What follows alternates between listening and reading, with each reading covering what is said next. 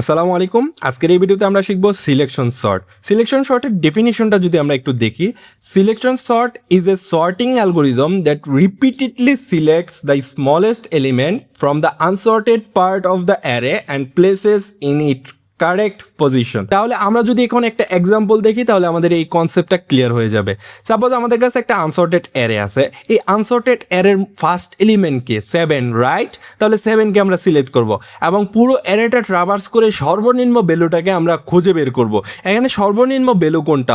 1, right? তাহলে 1কেও আমরা select করব। সিলেক্ট করে কি করব? আমরা তাদের মধ্যে সোয়াপিং করে দেবো। সোয়াপিং যদি করি তাহলে 1 চলে আসবে এখানে এবং 7 চলে আসবে এখানে।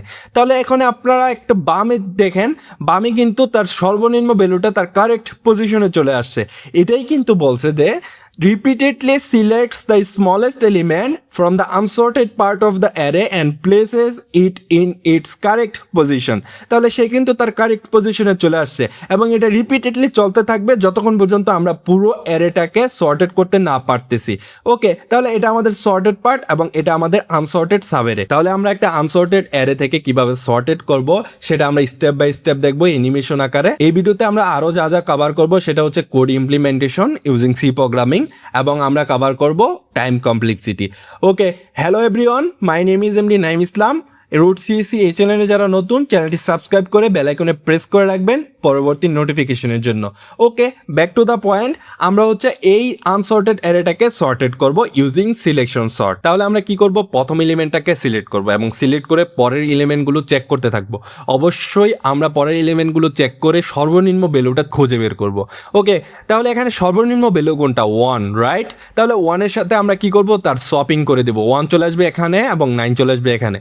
তাহলে দেখেন আমরা কিন্তু 1কে কারেক্ট পজিশনে পেয়ে গেছি। তাহলে এটা হবে আমাদের সর্টেড এবং এটা হবে আমাদের আনসর্টেড সাব অ্যারে এবং আমাদের পাস অন কিন্তু complete. Okay, pass on complete করার পর আমরা কিন্তু একটা এলিমেন্টকে সর্টেড করতে পেরেছি। এভাবে আমাদের কিন্তু রিপিটেডলি চলতে হবে যতক্ষণ পর্যন্ত পুরো অ্যারেটা সর্টেড না হচ্ছে। ওকে, তাহলে এখন আমরা কি করব? আনসর্টেড সাব অ্যারের মধ্যে প্রথম এলিমেন্ট কোনটা? 4, রাইট? তাহলে আমরা 4কে সিলেক্ট করব এবং 4কে সিলেক্ট করে আমরা পুরো অ্যারেটা ট্রাভার্স করব। Unsorted sub array, not sorted. Unsorted sub অ্যারের পুরো অ্যারেটার যদি ট্রাভার্স করি তাহলে আমরা এখানে সর্বনিম্ন ভ্যালু খুঁজে বের করার চেষ্টা করি।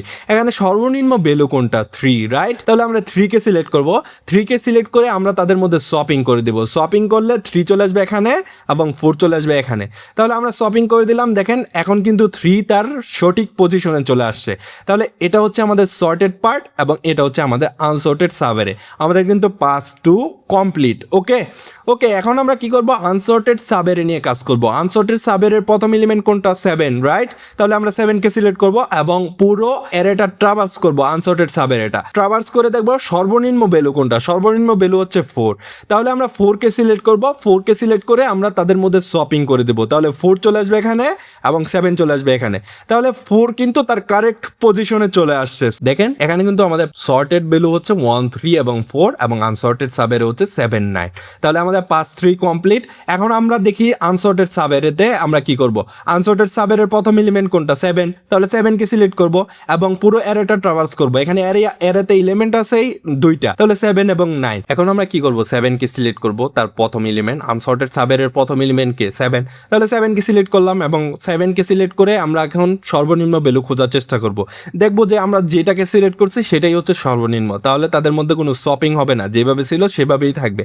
তাহলে দেখেন, তাহলে আমরা কিন্তু পুরো অ্যারেটাকে সর্টেড করে ফেলতে পারছি। দেখেন আমাদের কিন্তু 9কে কোনো সিলেক্ট করার প্রয়োজন হয় নাই, কারণ কি সে অটোমেটিক্যালি তার পজিশনে সঠিক জায়গায় চলে আসবে আফটার কমপ্লিটেশন। কি? After completion 4 pass. দেখেন আমাদের পুরো অ্যারেটা কিন্তু সর্টেড হয়ে গেছে। এখন আসি আমরা কোড ইমপ্লিমেন্টেশনে। সিলেকশন সর্টেড কোড ইমপ্লিমেন্টেশন শিখবো এখন আমরা। তো এখন আমরা এখানেই কোড করব, কারণ আমাদের যেন বুঝতে সুবিধা হয়। এখানে যেহেতু আমরা এই পাসগুলো কমপ্লিট করছি, এখানে আমাদের কোড করলে জিনিসগুলো বুঝতে সুবিধা হবে। তাহলে এখন আমরা প্রথমে তো কি করব? আনসর্টেড যে অ্যারের এলিমেন্টগুলো সেগুলোকে আমাদের তো একটা অ্যারের মধ্যে স্টোর করতে হবে। তো আমি একটা ARR নাম নিয়ে অ্যারের মধ্যে স্টোর করলাম ভ্যালুগুলোকে। ওকে, এই ভ্যালুগুলোকে এখানে স্টোর করলাম। তো তাহলে এখন আমাদের এই অ্যারের সাইজ কত, এন কত, সেটা আমাদের কিন্তু বের করতে হবে। ওকে, এন এর ভ্যালু আমরা এন এর মধ্যে স্টোর করে নিলাম।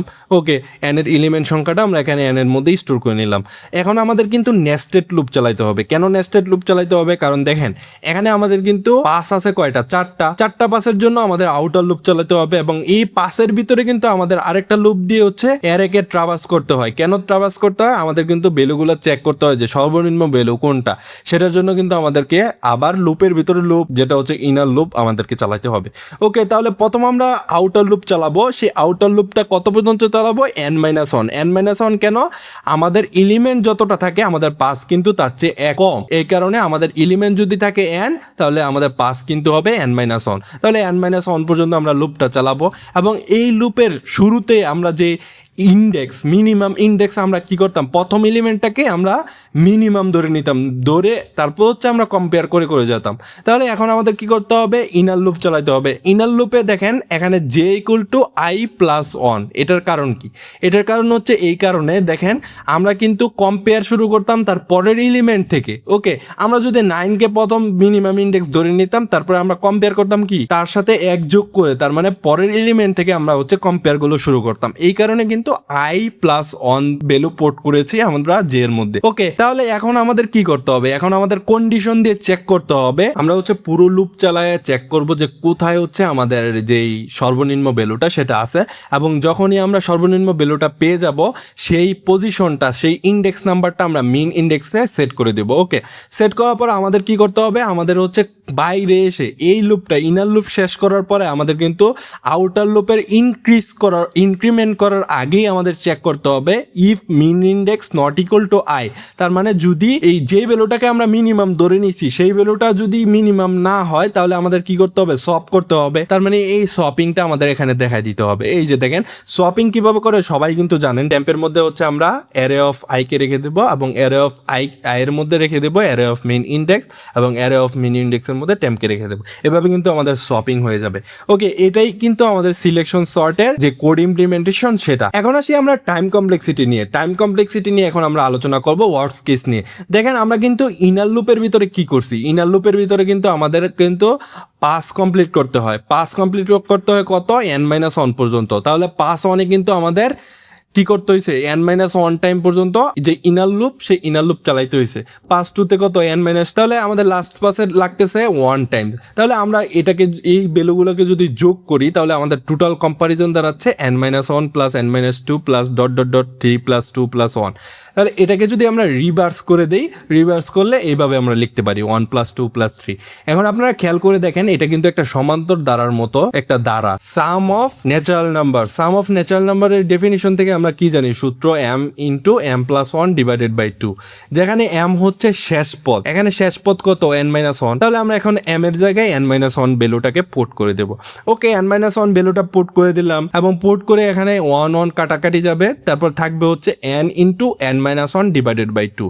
এটা যদি আমরা ক্যালকুলেশন করি তাহলে আমরা পাবো ½ n² - ½ n। তাহলে এখন আমরা আসি টাইম কমপ্লেক্সিটির ডেফিনিশনে। টাইম কমপ্লেক্সিটিতে দুইটা শর্ত আছে। দুইটা শর্তের মধ্যে প্রথম শর্ততে বলা আছে যে আমরা কনস্ট্যান্ট ভ্যালুকে বাদ দিয়ে দেব। কনস্ট্যান্ট মিন্স এখানে হাফ কিন্তু কনস্ট্যান্ট ভ্যালু, তাহলে আমরা হাফকে বাদ দিব। এবং সেকেন্ড কন্ডিশনে বলা আছে আমরা হচ্ছে পাওয়ারের সর্বোচ্চ ঘাতকে নিব। সর্বোচ্চ পাওয়ার কোনটা? এখানে n²। তাহলে আমরা n কে কিন্তু নিব না, n² কে নিব। তাহলে আমাদের টাইম কমপ্লেক্সিটি কত? n²।